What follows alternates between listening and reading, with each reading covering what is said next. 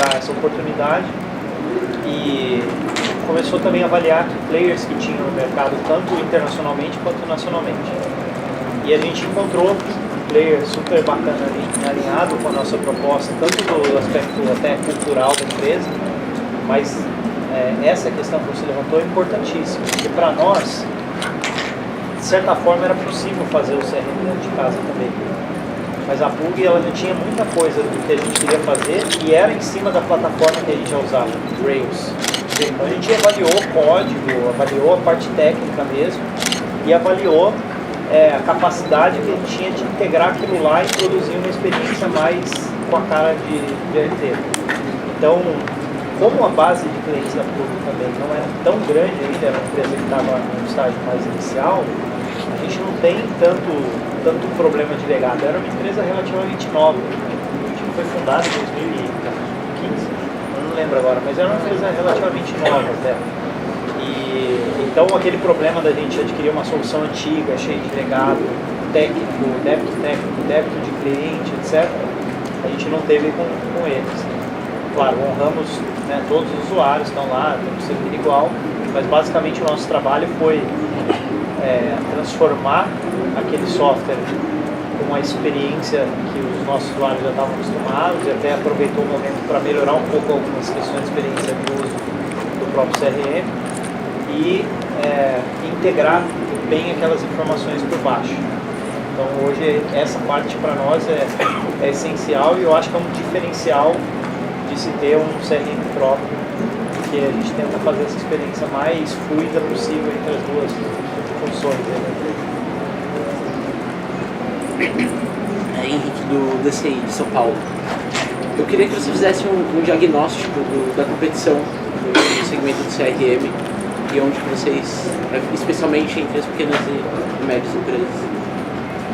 O maior concorrente nosso é a planilha de todo mundo que está nesse mercado.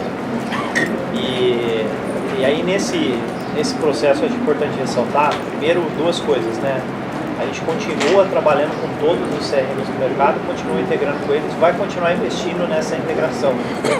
Porque para nós, mesmo para o usuário que é só usuário do nosso software de marketing, é muito melhor para nós e para ele quando ele usa as duas soluções juntas.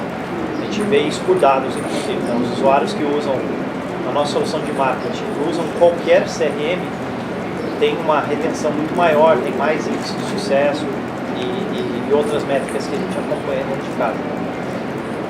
Nesse processo de buscar a empresa, a gente conversou com todo mundo. Naturalmente, a maioria das empresas aí são conhecidas, amigos e tal. E acho que uma coisa que foi bacana no processo, que primeiro a gente foi sempre super transparente, mas quando definimos, né, qual era a solução que a gente ia fazer, que era a assinatura, a gente conversou muito com eles para trazer uma segurança para eles, primeiro de que a gente ia continuar investindo na integração, manter essa relação, mas que a gente ia junto para o mercado evangelizar o mercado, porque esse é o grande problema hoje que a gente tem. Então, nesse sentido, é claro que eles entendem que tem um concorrente novo na praça, mas eles entendem que a gente está naquele momento de mercado ainda que o que a RD pode fazer para educar o mercado é mais benéfico para eles do que efetivamente a competição que a gente vai ter direta por um cliente ou outro. No primeiro momento, obviamente mais para frente a gente tende a ter um pouco mais de competição. Mas de novo, né, voltando de situação competitiva, como é que a gente vê hoje? A grande maioria das empresas não usa nada. As empresas, pequenas e médias empresas que usam algum CRM, eles estão usando ou algumas das soluções nacionais, e aí tem algumas, né, que integram com a gente, que são parceiros nossos, ou algumas internacionais, como o Pipedrive, por exemplo. E aí, as empresas que são geralmente mais conhecidas por CRM, como a Salesforce, por exemplo, aqui no Brasil elas atendem empresas grandes, em geral. Porque até o custo é proibitivo para a maioria das empresas. Compra em dólar, é uma licença de 50, 70 dólares por usuário, então acaba virando muito mais uma solução adotada por empresas maiores. Então a competição, quando a gente olha a competição hoje, a gente olha muito mais quem está servindo essas médias e pequenas empresas, mas na prática mesmo, a competição maior hoje é com a inércia, é com o pessoal que não está usando nada, com o Excel. Débora Oliveira, da IT Mídia. Você comentou do plano de internacionalização, que já deram start nisso. Por que vocês decidiram fazer esse plano agora? Considerando que ainda tem bastante mercado para crescer aqui no Brasil. Quais têm sido os primeiros desafios que vocês têm observado aí da internacionalização? Legal. Confesso que o plano começou de uma forma até orgânica lá atrás. A gente tinha um software basicamente só em português, conteúdo em português, e começou a ter clientes em outros lugares. Para mim essa ficha caiu quando eu descobri a história de um cliente no Egito que estava usando o software com aquela barrinha de tradução simultânea do Google Chrome.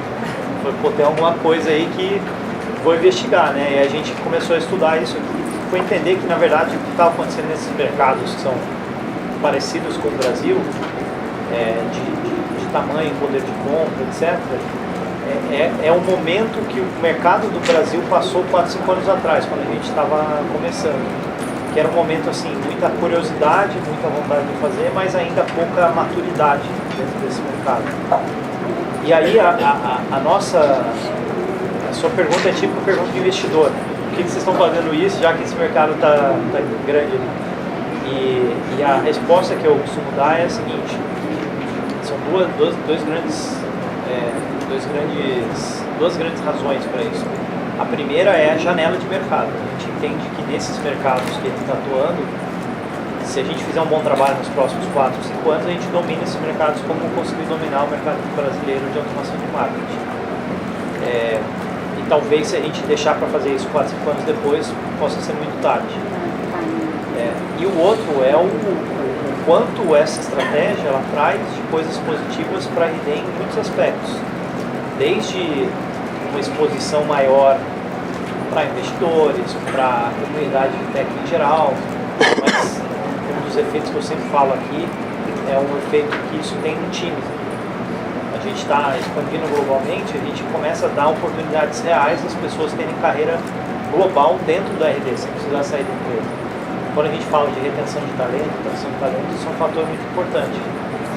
Então, assim, resumidamente, oportunidade de mercado muito grande, oportunidade de replicar Brasis, né? e os efeitos positivos que só o fato de estar expandindo trazem para a empresa. Eric Paulo Cordeiro, do portal Dele Digital. Já que você citou um pouco de RH, vocês fazem parte do ecossistema de inovação de Florianópolis. Vocês nasceram aqui e continuam aqui, com a sede aqui.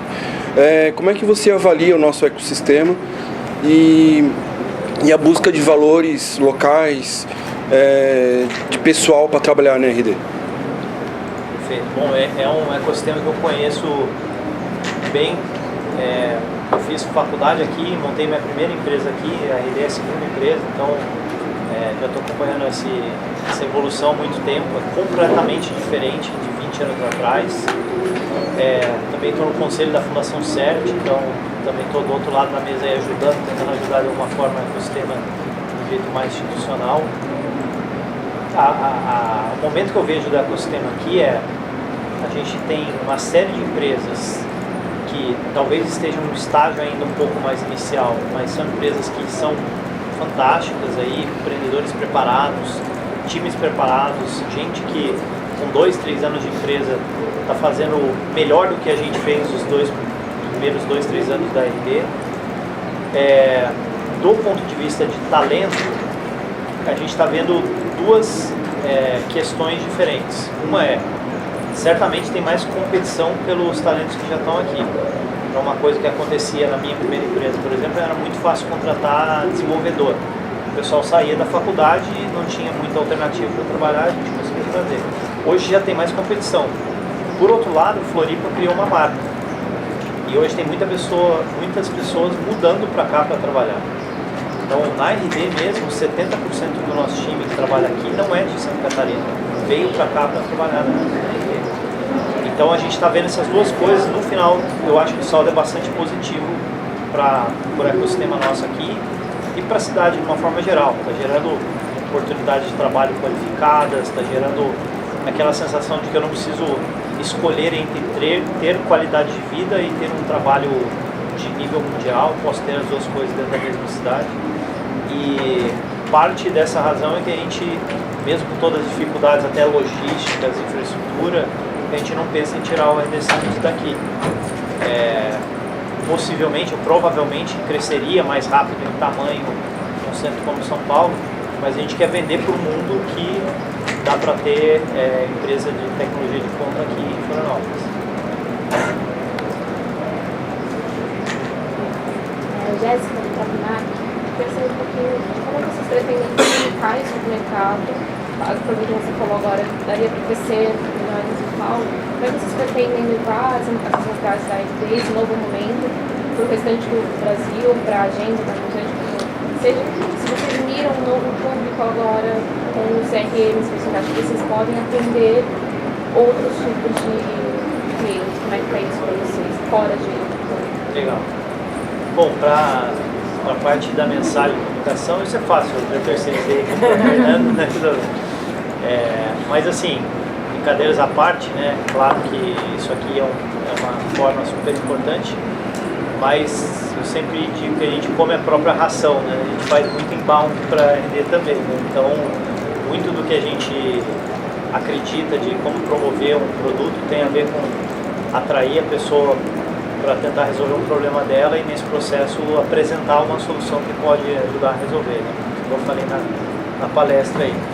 Então, parte da forma como a gente pretende promover essa oferta nova é educando o mercado também em vendas. A gente vai continuar fazendo educação em marketing digital e começar um trabalho um pouco mais intensivo de educação em vendas.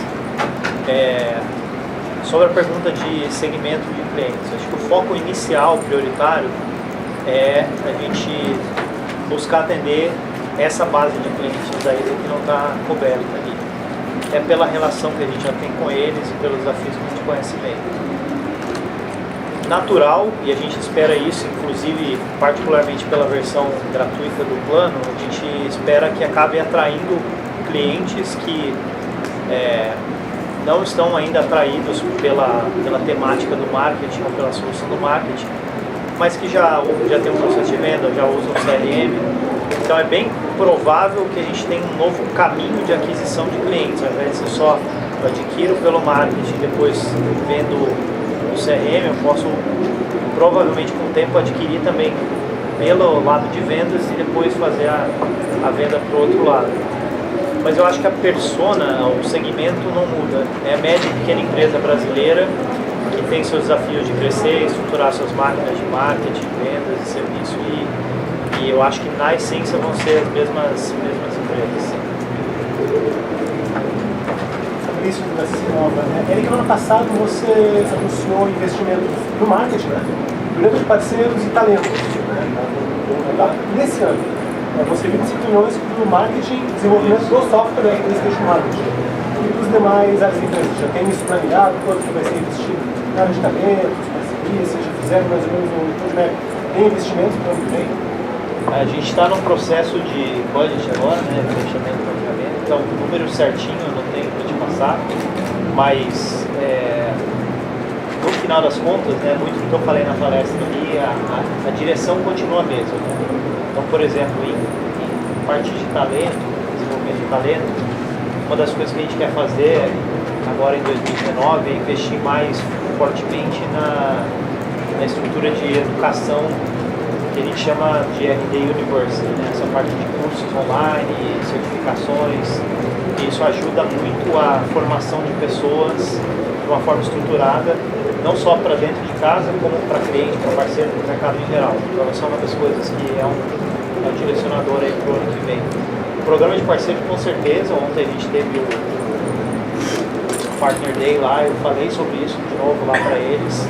E eu acho que o mais importante que eu recebi de feedback de volta é ver acompanhar esse histórico recente, né? A gente, por muito tempo, tratou o programa de parcerias mais como um canal de revenda, mas quando, há uns 2 anos mais ou menos, que a gente realmente entendeu que isso aqui é muito mais do que uma revenda, isso aqui é uma forma da gente entregar sucesso para clientes que muitas vezes não conseguiriam atingir sucesso sozinhos, por restrição de recurso, de conhecimento, que seja.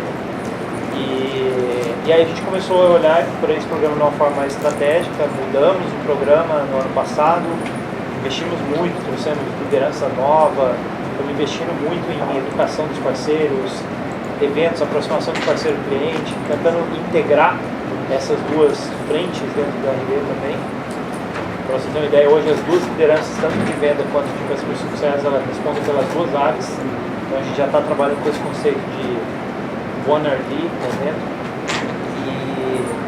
Então vamos continuar investindo bastante em programas de parceria. E sobre software em particular, eu mencionei o valor de RD Station Marketing, mas boa parte do investimento do ano que vem também vai, obviamente, para o CRM, e uma outra parte importantíssima vai para aquela camada da plataforma ali de baixo, da Customer Data Platform, que é a parte que a gente brinca ali, que é quase aquele investimento igual ao investimento da parte de infraestrutura sanitária da cidade, que ninguém vê, mas é fundamental para o negócio funcionar e dá trabalho, e precisa fazer bem feito. A gente acredita muito nisso no longo prazo. Isso vai ser fundamental para esse mundo que está virando cada vez mais de Big Data, inteligência artificial. A gente está cada vez lidando com mais dados, já são bilhões de dados por mês que a RD trafega ali entre os diferentes clientes. A gente ter isso de uma forma organizada e estruturada vai conseguir prover inteligência e analytics para os clientes. Aproveitando que você falou em inteligência artificial, eu senti falta de anúncios nessa área. Aliás, quando a gente entra aqui no evento, tem uma placa de trends, as assuntos que as pessoas estão mais interessadas não, que vão bombar. E inteligência artificial, pelo que eu vi agora à tarde, era o que mais tinha bolinha lá. O que está acontecendo de desenvolvimento? O que a gente pode esperar em inteligência artificial? E por que não teve tanto anúncio, não teve nenhum anúncio ainda nessa área? O pessoal brinca que inteligência artificial é igual o sexo na adolescência, todo mundo fala e ninguém faz. E assim, uma particularidade nossa aqui é que a gente não gosta de fazer muita fumaça em cima de um negócio que não está pronto, que não existe, né? Então assim, o que nós entendemos, primeiro, acho que o ponto que é importante reforçar é super estratégico, é fundamental. Acho que SaaS, software em geral, ele nos próximos 5 anos vai ser completamente diferente do que a gente vê hoje. Hoje a gente fala de ferramenta, como que eu faço isso, como eu faço workflow, etc. Mais à frente vai ser insights, vai ser inteligência que o software vai gerar a partir de dados. A gente trabalha hoje para tentar coletar esses dados pelos nossos próprios softwares, pela integração com parceiros, e está trabalhando nessa camada de baixo para organizar os dados. A partir dessa organização um pouco melhor, a gente começa a trabalhar em prover soluções de inteligência artificial. Dentro de casa já tem pilotos rodando sobre isso.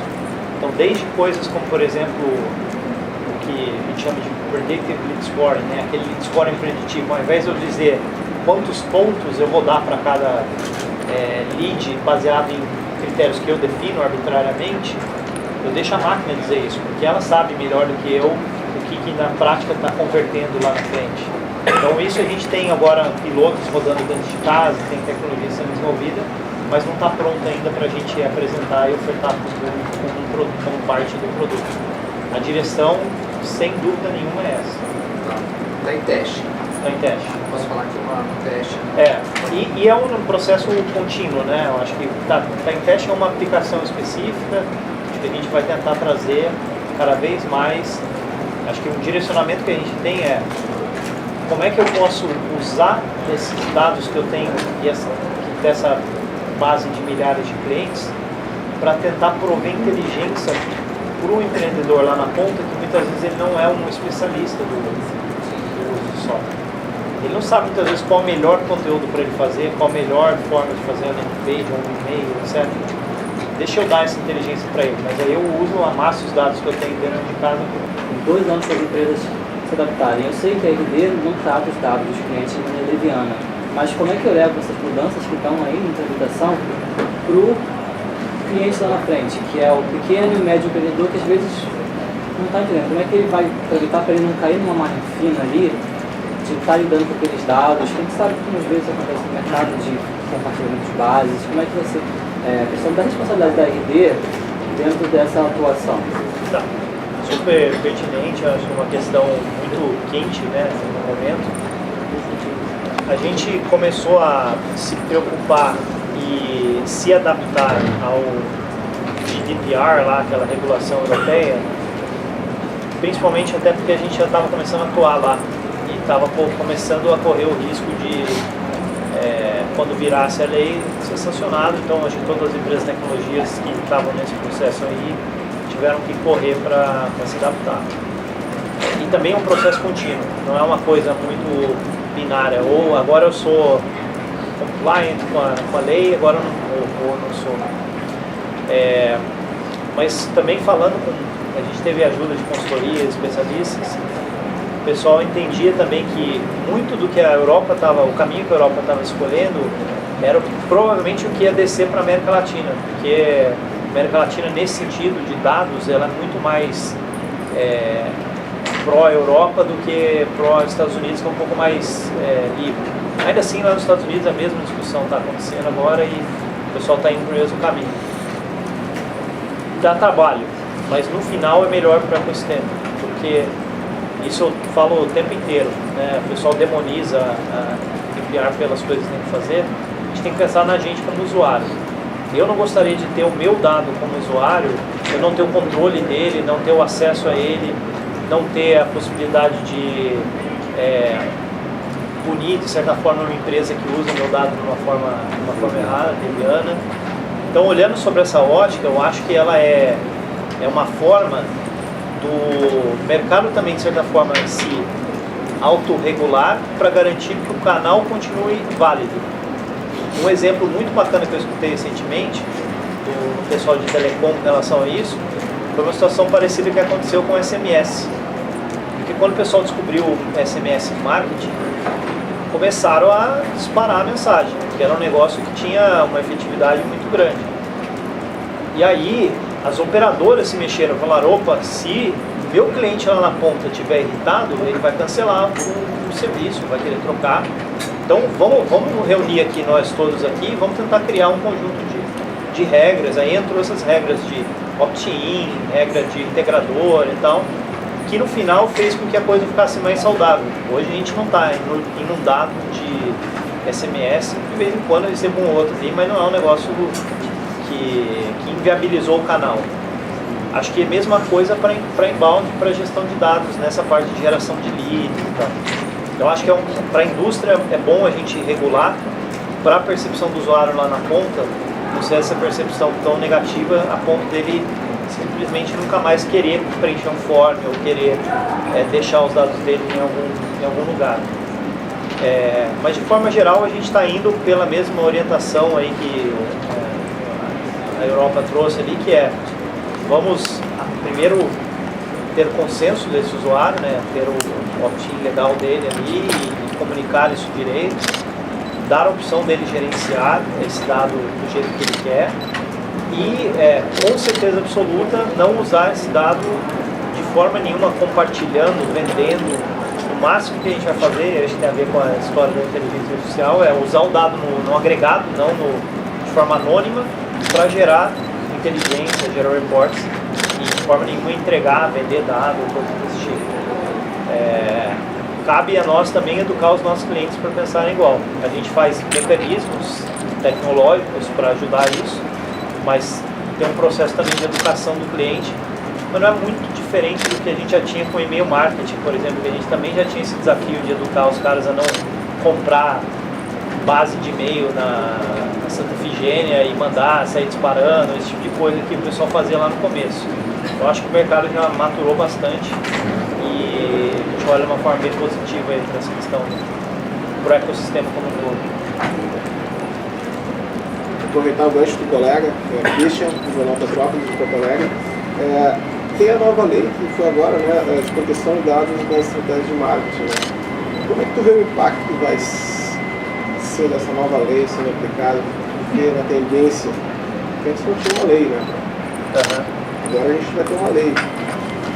que impactos vão ter a nossa economia no marketing digital? Eu acho que o impacto imediato que a gente tem para as empresas é se adaptar.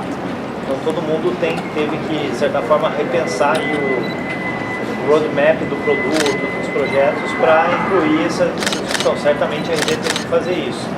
Então era uma coisa que estava na agenda prioritária, mas entrou nas prioridades.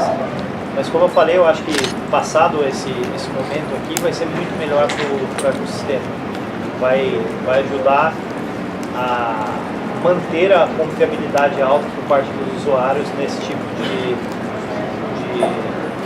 tecnologia que capta, coleta